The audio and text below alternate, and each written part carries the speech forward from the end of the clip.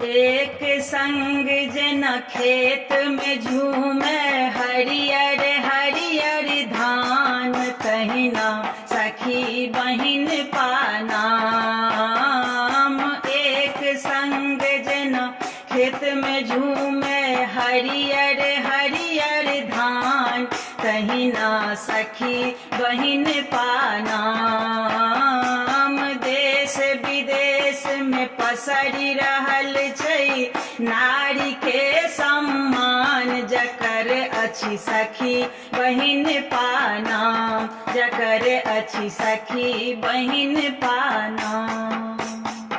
सखी बहिन पाके स्थापना दिवसक शुभ अवसर पर में सब सखी के हमरा तरफ से, मीनू झा के तरफ से और मैथिली गीतमाला यूट्यूब चैनल के तरफ से सबके हार्दिक शुभकामना, धन्यवाद। जय मिथिला, जय मैथिली, जय जानकी।